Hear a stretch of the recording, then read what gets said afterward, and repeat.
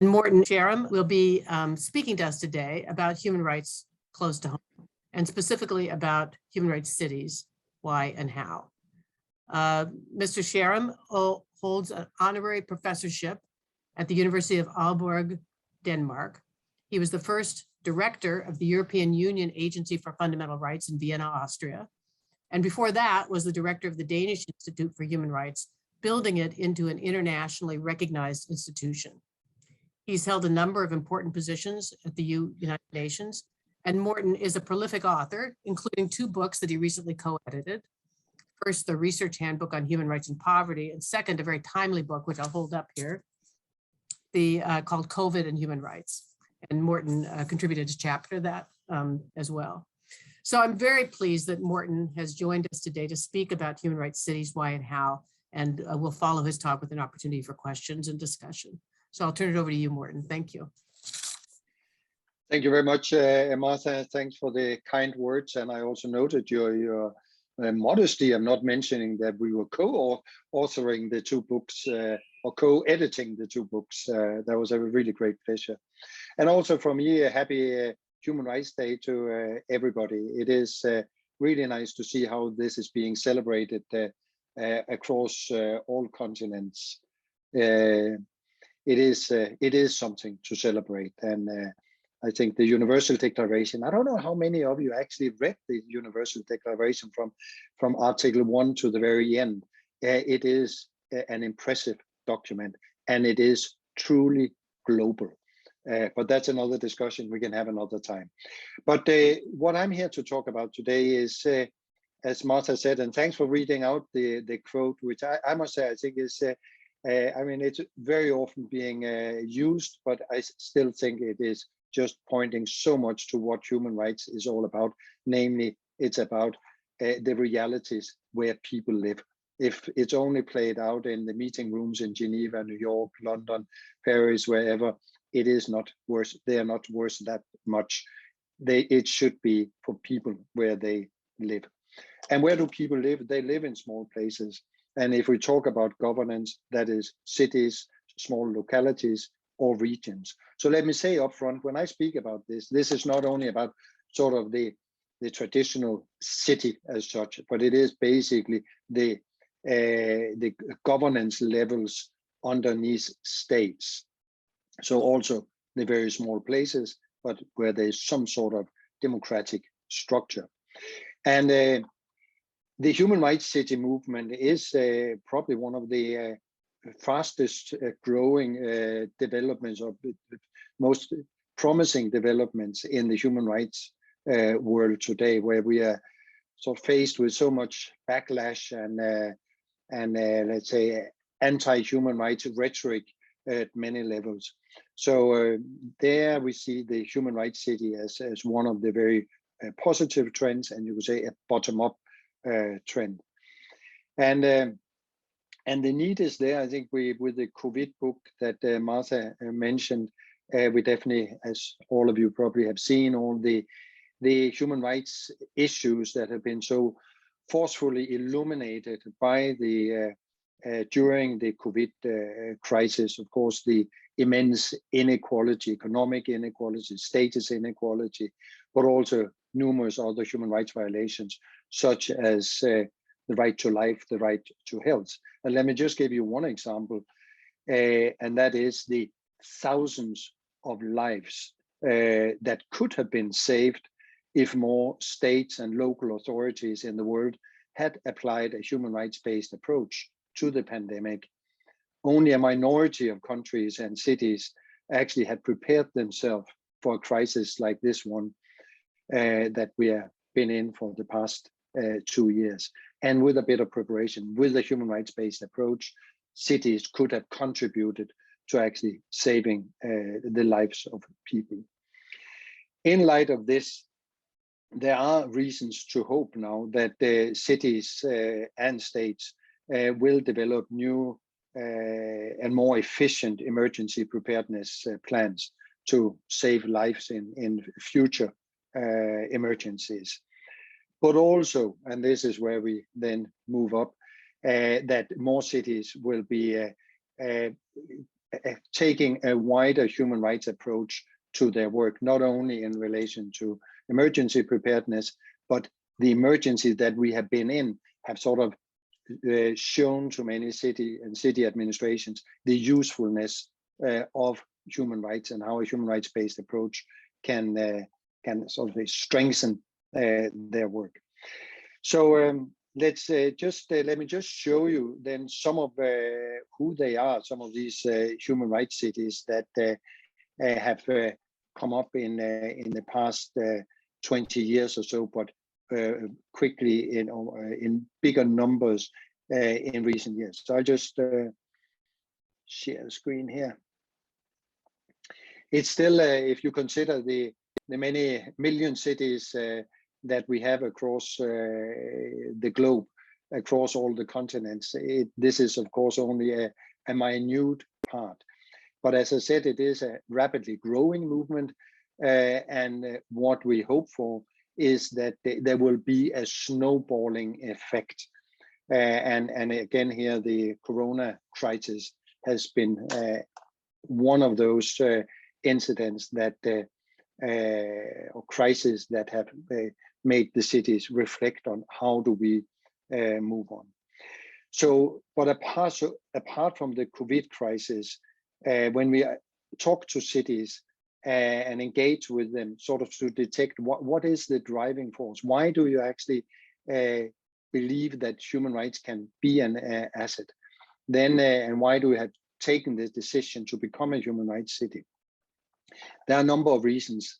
This one, I think, is quite often, as we have seen, as we have also heard during the past days in the media when Biden has talked during the Summit for Democracy, where he underscores that human rights and democracy has been in decline for the past 15, 16 years. This is also echoed in and seen in the Freedom House index, the annual index, where they say 16 years we have seen the decline in democracy and human rights.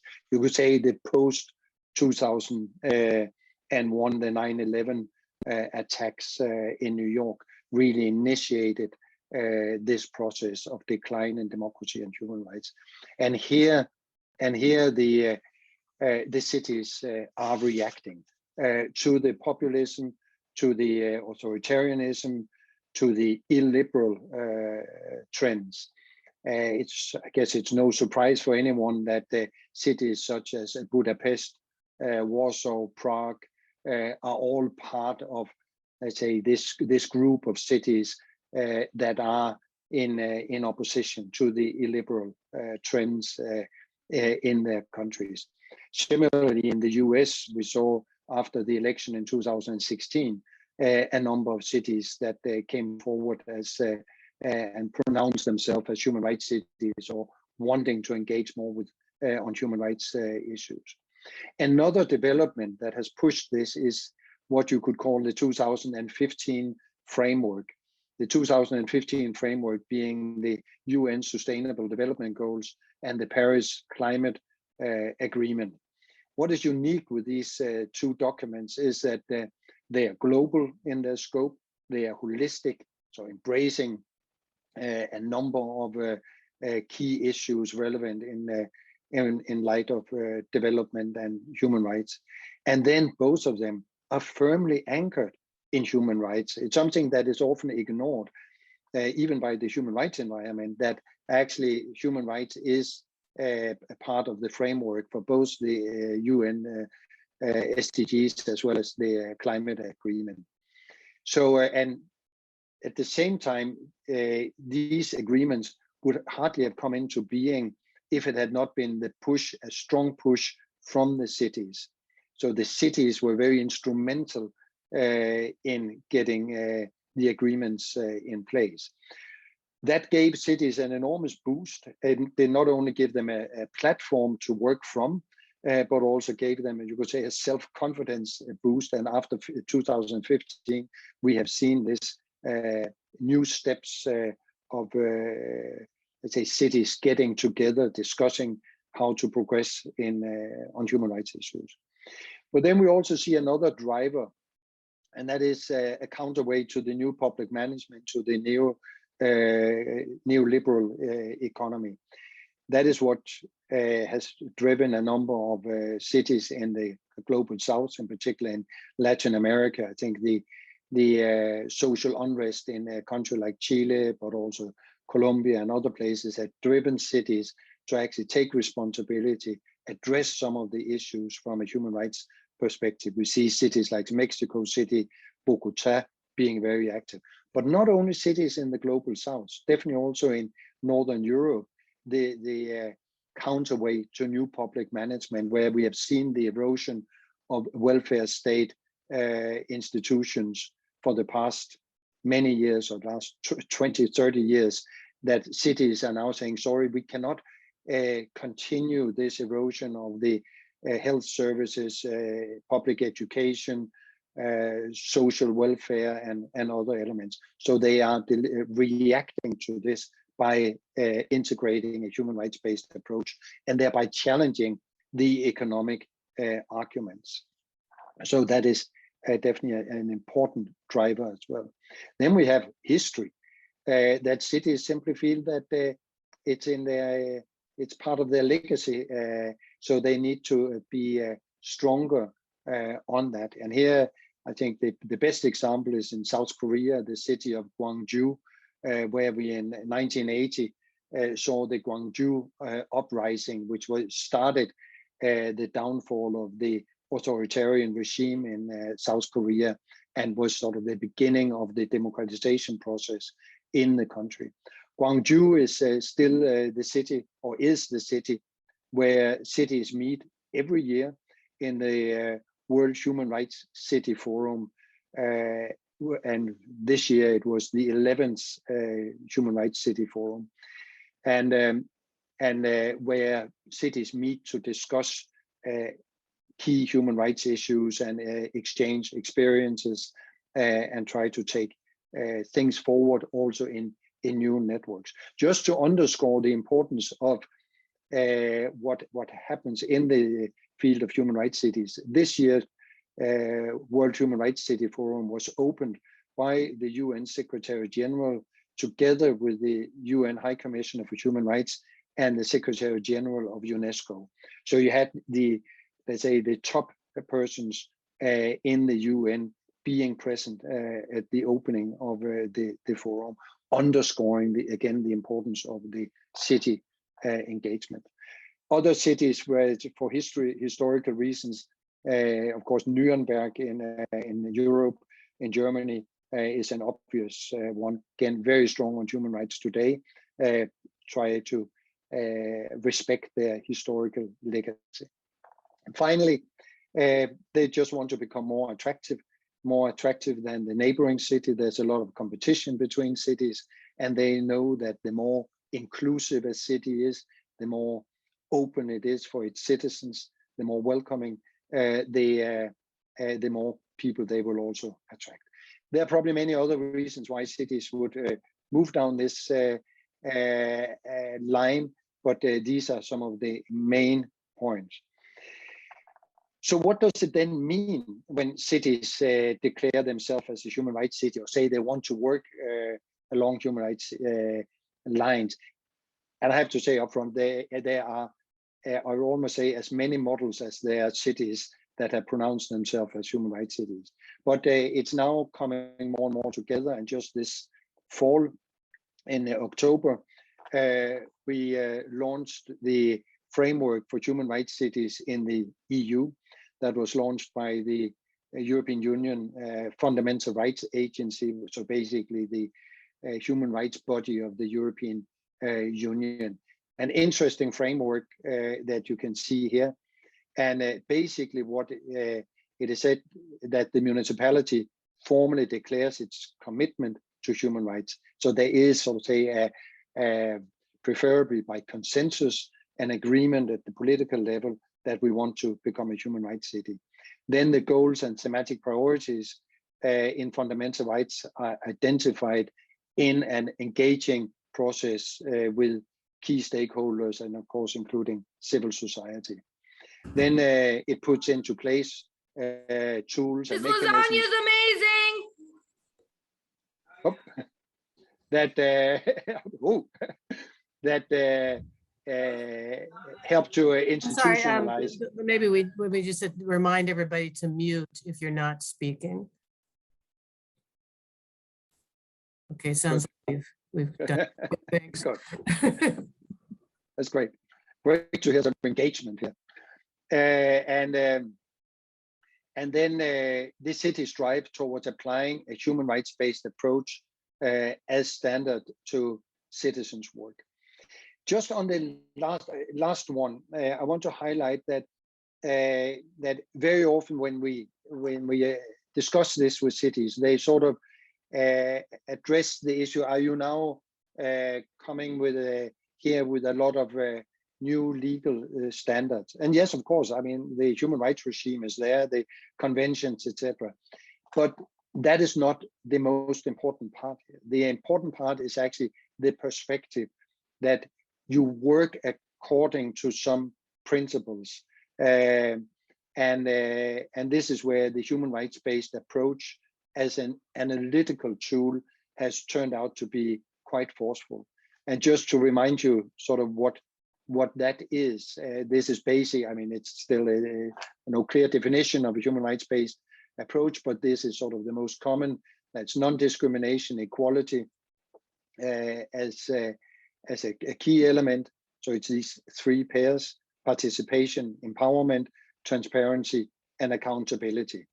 And now, having worked with many cities and regions and others on this, it is quite a useful toolbox to work with.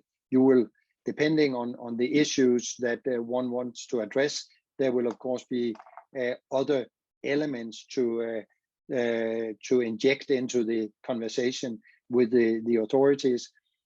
However, this is sort of the core pairs, the three pairs that are sort of can drive the human rights-based approach forward.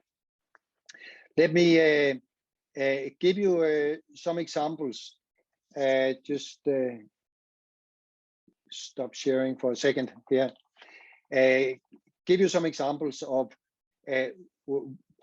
how is this then translated into reality. And if you look at what are the city responsibilities, then it is responsibility for the built environment, for the city infrastructure, for the transport and public transport and the like. It is a democracy provider as well as its service provider. So these are some of the key elements that where the city would like to apply a human rights-based approach. So if you take the first one on the built environment or the infrastructure, again, the COVID crisis has shown us, illustrated so well the need for just something like access to green places, to where you can get a bit of fresh air after you have been in a lockdown, just getting out. And it has also illustrated the unevenness in the distribution of green spots in cities, but also inclusive spaces. We have worked with cities in relation to squares where people didn't feel safe, they didn't want to go. And how could you then, with some of the vulnerable group, women, others, change that space again from with a human rights based approach, but also affordable housing and other elements sort of kicks in relation to the built environment. With infrastructure, the question is, as always, how do the most impoverished groups, how do the various minorities, those who are normally left behind, how do they get access to the public transport in order to get to the workplaces? A big challenge in many cities across continents, but also a lot of good examples. For example, in Bogota, where they have taken various steps to ensure much better transport, which had integrated some of the impoverished areas into the mainstream of the city. But also, as we have discussed in Sweden with some regions, is how to ensure that the children in the impoverished areas actually get access to sports facilities such as swimming pool, etc., when you plan your bus, public transportation routes, etc. So the human rights-based approach sort of helped to identify how you would like to structure the public space, the public transport, and other elements. As I said, it's also the democracy provider, and this is where the cities, in a time where we, as I opened up saying, we are, let's say, there are a lot of pushbacks. The 15 years where we have seen a pushback on democratic principles and human rights, where cities can contribute to re-engage people in the democratic processes, re-engage people, and thereby also building trust in the democratic institutions. And this is, of course, not only that you have the chance to vote every cast your ballot every 4 or 5 years. It is also when you plan your neighborhood, there are particular issues regarding yourself or your immediate surroundings, the school district, how is that organized, etc., etc. So that possibility to actively reach out to the citizens is an enormous asset for cities, which they definitely do not explore. They also have the possibility to ask people, how are you? And by doing that, and where that is being done, we see amazing results, because when you have the answers from surveys like that, you basically have your agenda right in front of you of how you can meet the needs of people. So the engagement is key here as well. So now time is up. I just want to then end on sort of where I started, and this is on this one, because started out with the COVID crisis and what that had led to, and I think I stated something like that it had cost thousands of lives that could have been saved. I have to now admit that that is actually not true. I think the figures are hundreds of thousands, not only thousands. Why do I say that?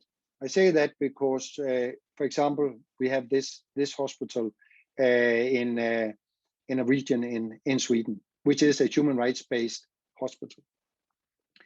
And they, from the very beginning, many years ago, 7, 8 years ago, when they started out, said, we are service for the community. And when we are service for the community, we need to actively reach out, not only wait for people to come and with their illness to the hospital. We know there's so many barriers for people to actually get to the health services.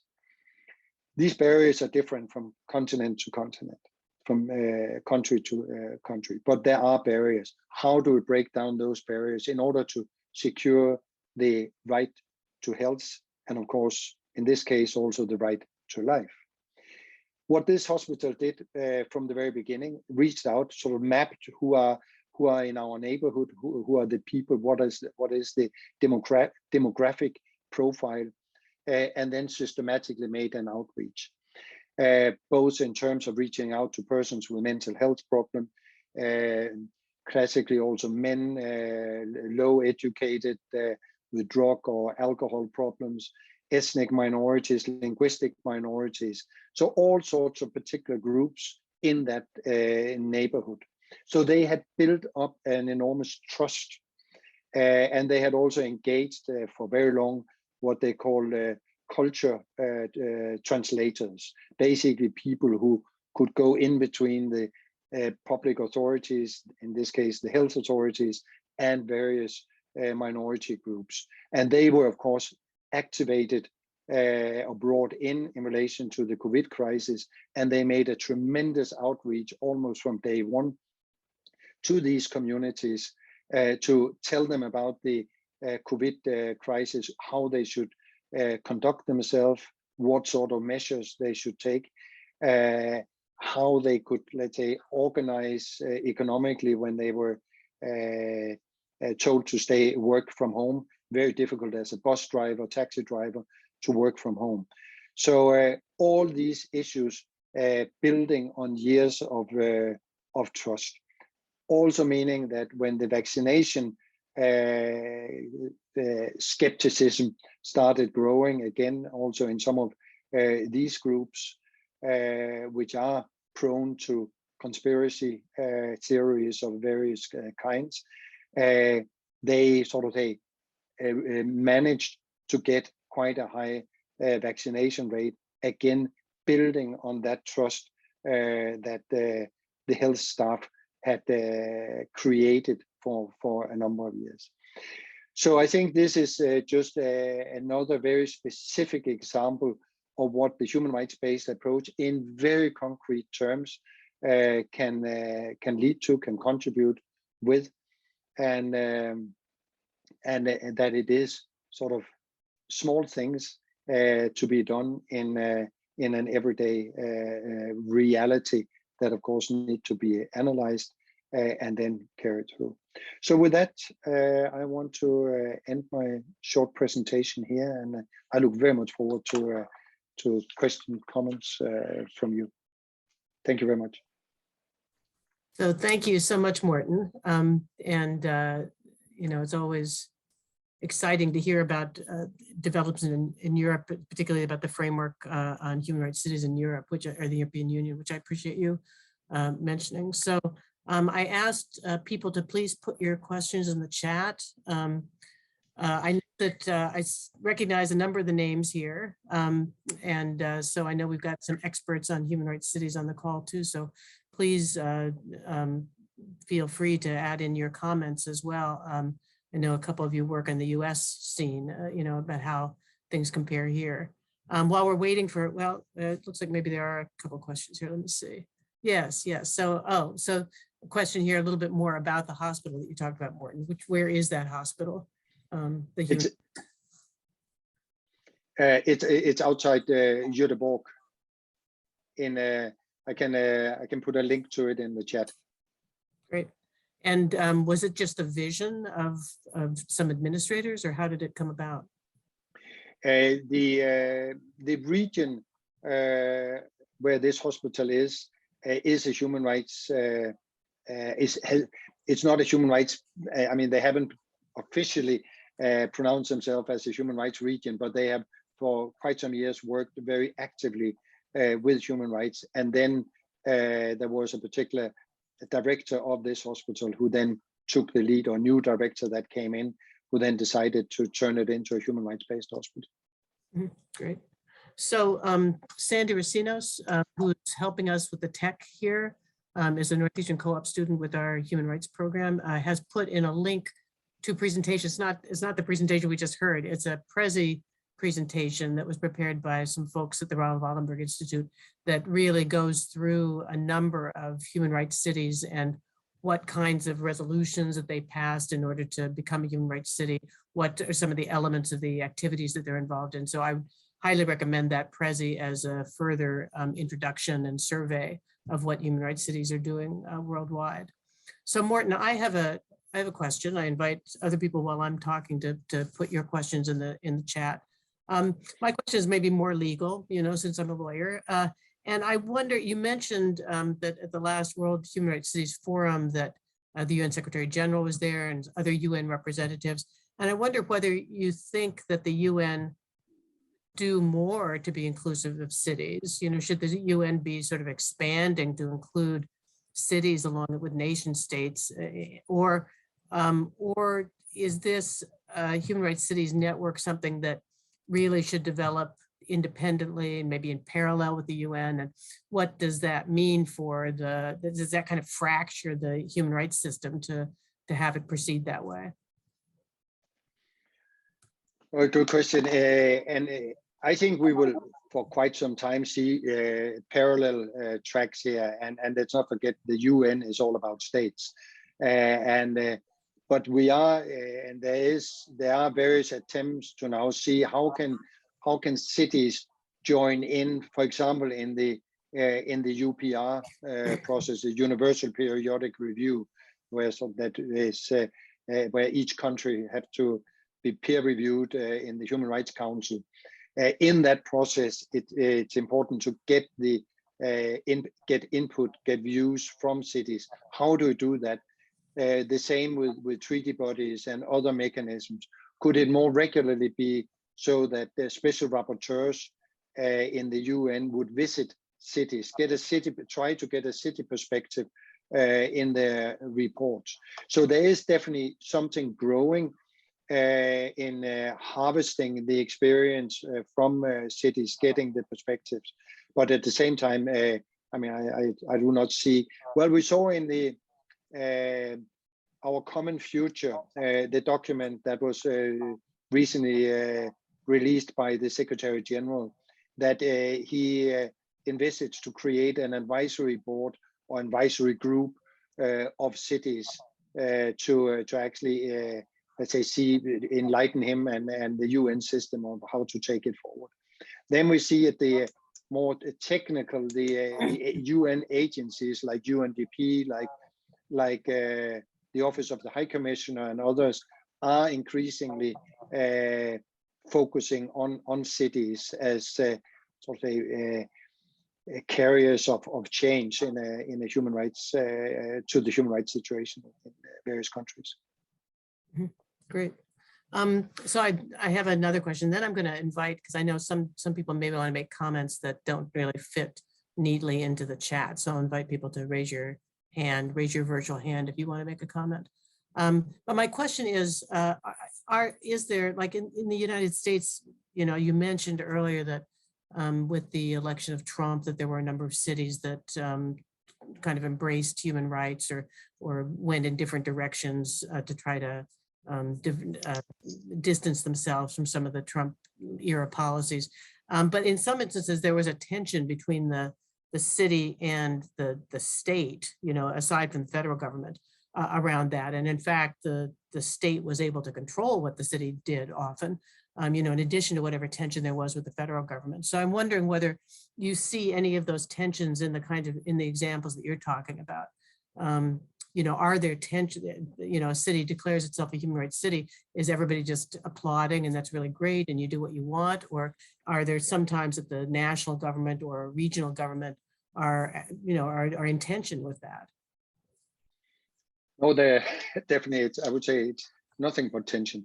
It's and we, I mean, when we launched the EU framework in October in Vienna, we had a panel with, among others, the deputy mayor of Budapest, the mayor of Prague, and the mayor of Gdansk there, and in particular the mayor of Budapest, or the deputy mayor of Budapest, vividly talked about how there are, I mean, numerous attempts to make life difficult for the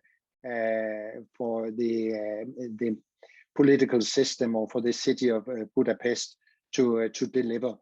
So basically, you could say from the national government, there are potential, let's say, steps taken to basically undermine. I mean, in a way, it's not so surprising in the sense that the cities that are moving in this direction will very often be cities governed by the opposition, and so it's not only cities that have taken sort of a human rights stance, but I think it's not uncommon. But I think these cities are in particular targeted because it becomes so visible, the different and the difference in approaches from the illiberal to the democratic human rights based approach by the city. So it becomes more challenging for the national governments.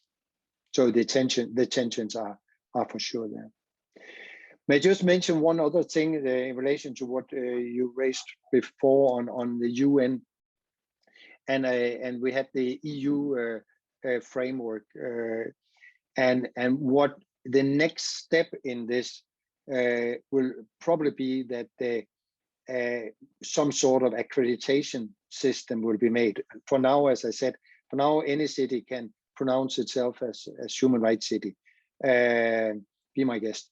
And they, of course, it's a bit risky if you do it without then also walk the talk. I mean, then the city will make itself quite vulnerable to criticism.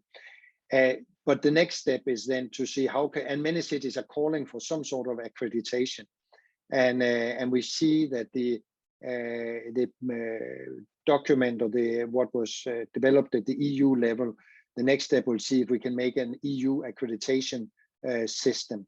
So that will probably be the next years. The city of Utrecht, which is one of the human rights cities, will take the lead on in this work. A lot of the actors in this field are also engaged at the UN level. So I would not rule out that we at some stage, let's say 5-10 years down the line, would see a global accreditation system or global set of guidelines, criteria to assess the human rights standing of a particular city, and thereby develop the accreditation. A little bit like we saw with the national human rights institutions in the 1990s, which sort of grew from the beginning of the 90s, and then the UN or the Paris principles were adopted, and accreditation system was installed, put in place, and then many of you will know the system as it is today. Great, thank you. So, of course, there are some strengths in having a system that's very flexible as well, as an alternative to accreditation system. So it'll be interesting to see how that plays out. So we've got a question here about whether the Human Rights Cities network or movement is involved in other city networks that are working on the SDGs and climate change, such as particularly the Global Task Force of Local and Regional Governments, or C40. What's the overlap or the intersections of those activities at the city level? Yeah, many of the cities are engaged in numerous networks. We have the ones at the C40, we have the rainbow cities, we have the child-friendly cities, the SDG cities, etc., etc. So there are very many of them, and fine. I mean, that's good. But you could say if you decide to become a child-friendly city or a LGBT city, it's sort of a particular group of citizens that you focus on, and where the human rights is sort of embracing everybody. It's sort of a bigger project than only singling out particular target groups that you want to focus on. So what we foresee, it's still early days, so it's difficult to say the direction, but that you could pronounce yourself as a human rights city, say in general, we work for human rights for all our citizens, but we will in particular work on LGBT issues, children issues, refugee issues, or whatever it may be, and then be part of the various networks. So far, a lot of these networks, some of them are firmer than others. The C40 is very sort of structured and firm, where the human rights is much looser, and so are some of the others. And we see this sort of moving in and out, and a lot of exchanges between the various networks. But we are linking more and more up to the C40 as well. And excuse me, I'll just say, just to put in a little bit of the information that I have, is that I did a study of the voluntary local reviews that cities have been developing to, sort of set out their achievement of SDGs, which has been especially important in the United States, where the US hasn't done too much formally on the SDGs. And one thing that came out was that the human rights cities that had prepared those voluntary local reviews did take a different approach than the cities that were not part of a human rights cities network. And in particular, it was really notable that their approach to participation was much more robust than other cities often, you know, that they obviously had something from going through the process of becoming a human rights city about how to engage with the citizenry about the issues that they were dealing with. So I think even when you don't have maybe, you know, sort of a formal connection with those networks, there's some influence there that is happening and some cross-fertilization that's happening between them. So thank you for that question. Let me, do you want to say? Another group that we also see in particular in Asia, we saw that during the last World Human Rights City Forum in Gwangju, the one I talked about, that the youth are coming in very strong on this, very much engaged. It's engaging the youngsters, and this see it strongly in several Asian countries, but also in various European countries as well. So, great, thank you. And what? So there was a Go ahead. No, go ahead. No, I was just going to say that we're in Africa. I've spoken sort of about Latin America, Asia, Europe, where in Africa it is sort of say less. It's slowly picking up, and what we are looking into now is how you can actually. We see these devolution processes in not only in African countries but also in other places, and these devolution processes very often where you sort of delegate powers to the local authorities from the national to the local. You forget to actually bring the human rights dimension or make human rights part of the package when you delegate the powers. And there, I think there's a lot to be done, and where you can try to integrate it into these more formal devolution processes. We just had a very interesting seminar in Zimbabwe, where the devolution processes have gone on for quite some years and not really taken off, and where bringing in the human rights dimension can hopefully or can maybe contribute to push the development. But it's the same in many other countries, also some of the Eastern and Central European countries which traditionally have had a very, very, very centralized system. Great, thank you. So let me invite again people to put questions in the chat or raise your hands if you have a comment or a question. And Morten, you've mentioned a couple times the World Human Rights Cities Forum, and I wonder if you could say a little bit more about that. I mean, what happens at these meetings? Who comes to them? It started, as I said, 11 years ago, and then it has grown. It started very much out as a South Korean with a few neighboring countries, and then it has basically now become the international meeting place for, of course, cities, mayors, but also experts, civil society organizations, and others. So it is becoming more and more vibrant, except from the past 2 years, of course, less vibrant because we had to go online. But that again then brought in, let's say, smaller places that would normally not have the means to go to South Korea. And if I could just mention, we had a very interesting discussion in relation to the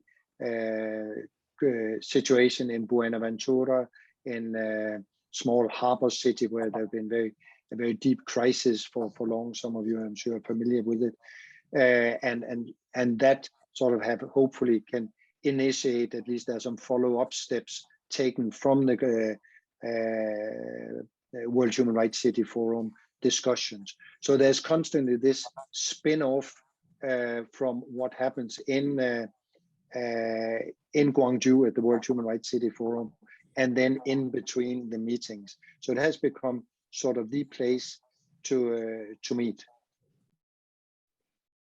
Great, thank you. So Jacky Smith, who's been very active in the U.S. Human Rights Cities movement. Jacky, do you want to go ahead? Thanks, and thanks for organizing this webinar. I learned about it late, but was happy to join. And since it's Human Rights Day and there's some questions about how to organize human rights cities, I thought I'd share a little bit from the work we're doing here in Pittsburgh. It's Human Rights Day, so one thing that our steering committee of community leaders from different organizations working in different dimensions of human rights, that team figures out a plan of how we recognize this day each year. And this year, what we did is we have a new mayor coming in January, the first Black mayor of Pittsburgh, who was voted in by a lot of the work of folks in our networks. And so what we did is we wrote an open letter to him to identify some areas of policy that, or to remind him that we're a human rights city, for one thing, because people don't know that even in government.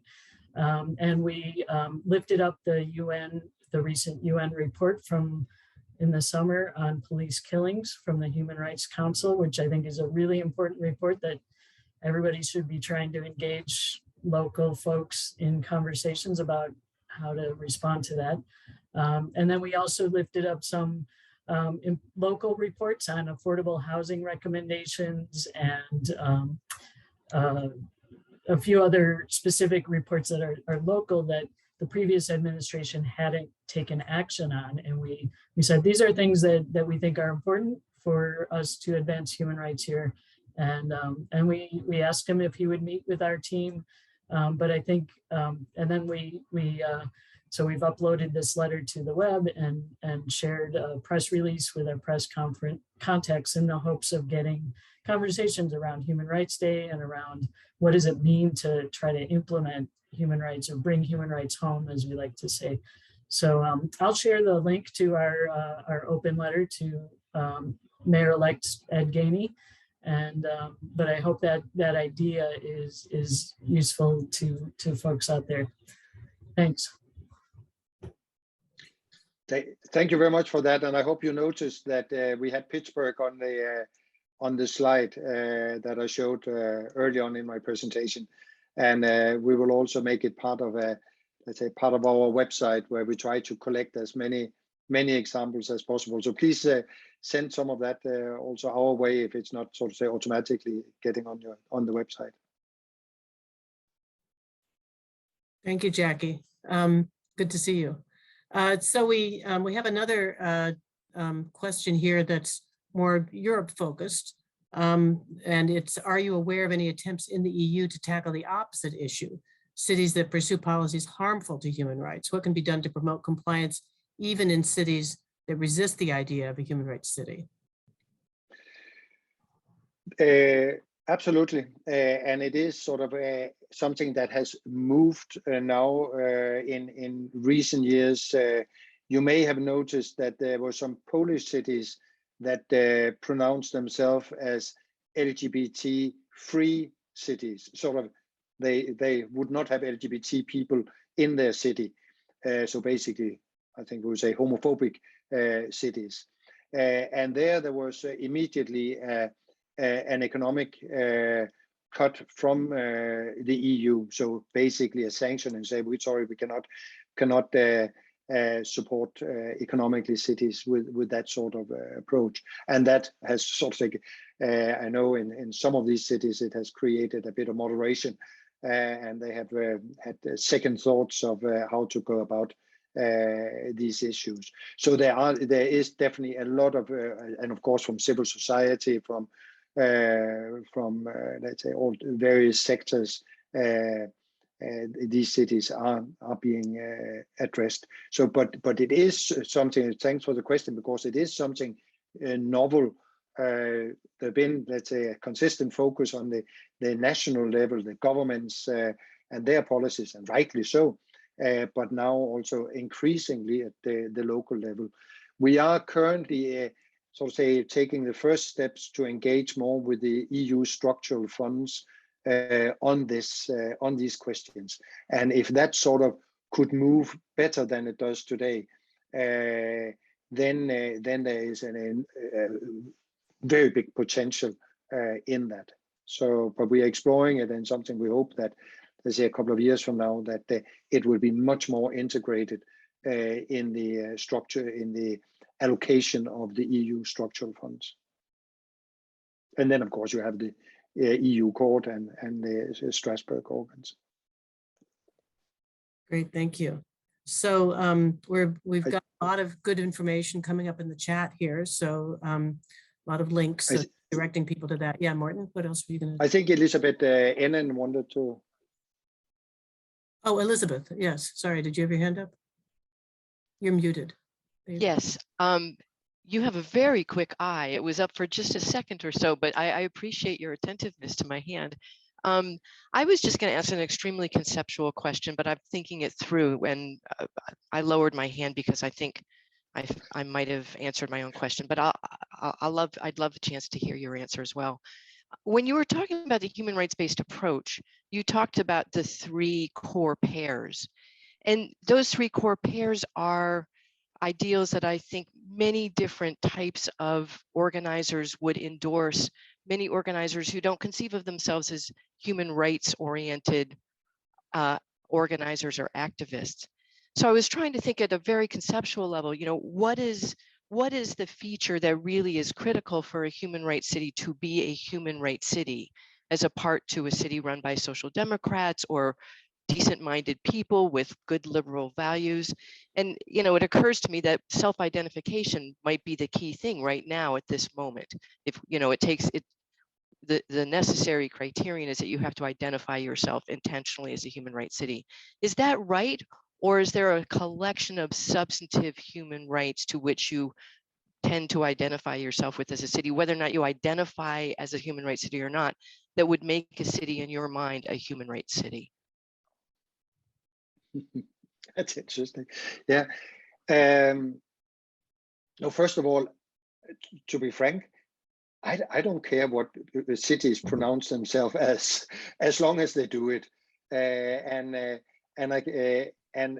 I have to say that in many of the places where we work on these issues very practically with the cities, the human rights language is not present up front. It's of course there as the methodology, etc., but as language, no, because then you wouldn't be able to work. You wouldn't be able to move, or the resistance, it would simply be counterproductive. And for me, the essence is that, let's say, that the perspective, the citizen perspective, is there. So for me, of the 3 pairs, it would be the non-discrimination inclusion. I mean, that is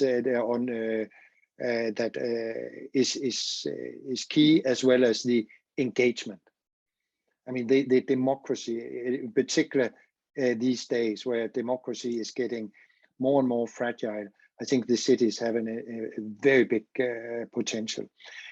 So if you have that in place, sort of have those two pairs, and then you have all sorts of other areas that you can address. And what we normally do, we say, okay, if you address, let's say, one issue, again, coming back to what I said before on the LGBT, if you only focus on LGBT people or refugees, women, it's all good. I mean, absolutely, I'm not against it, but I wouldn't call you a human rights city in that term. Of course, I would help you if you want, but it's not really sort of what I would pronounce. But if you have, let's say, gender, refugees, LGBT, or whatever, you sort of have a critical mass of issues, and then at the same time work with the human rights-based approach. Then I think you have, and that's I would say that is the reality in many places.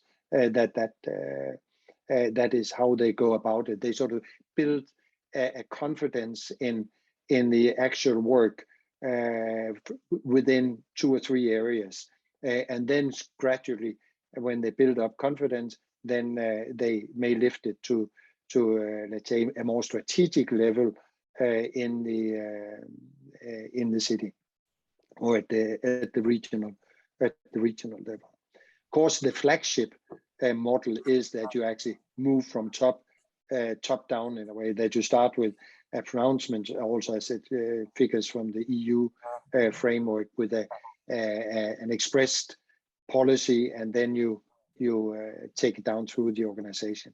But that's definitely not always the way it happens. Thank I you don't know so if very that, much. Thank you. No, that was extremely Um, helpful. Thank you. So we're almost out of time here, but I know we've got a question that I have not put out on the table yet that I want to make sure you have a chance to answer, Morten, which is, are there opportunities for public interest-oriented law students and aspiring human rights law practitioners to work with the Raoul Wallenberg Institute in any capacity, volunteer or other capacity? And I'm sure there are other students on the call here that are interested in hearing about opportunities as well. Absolutely. I mean, we have we have a formal call.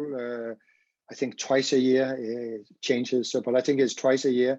And then if there are students that are particularly interested in one or the other area, either from our headquarters, head office in Lund, Sweden, or from one of our offices, in particular our Jakarta office, but also our Zimbabwe office, are both very strong on these issues. And they are always keen on working with students. So don't hesitate to give us a call, send us a mail. Of course, I cannot promise anything, but definitely we always have a lot of students, and we appreciate it very much. And I'll I'll just go ahead.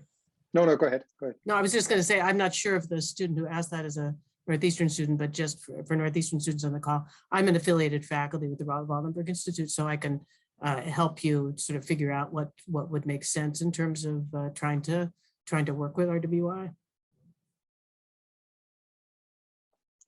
What were you going to say? So what I was going to say is that they also linked to this. This is not only sort of for law students. It's sort of a wide spectrum. We are at Lund. We now have 2 master programs in human rights, but also now working on a third one, which we think will be one of the few in the world, namely human rights economy.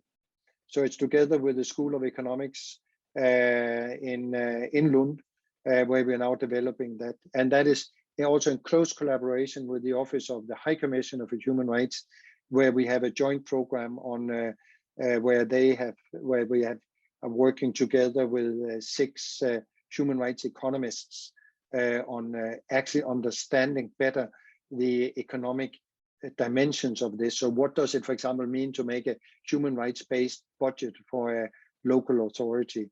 And also see what is the cost of a human rights-based hospital and things like that. So all these things which are, of course, key for any politician entering into this area. So basically trying to be more helpful, but also illustrate also the cost of not doing things.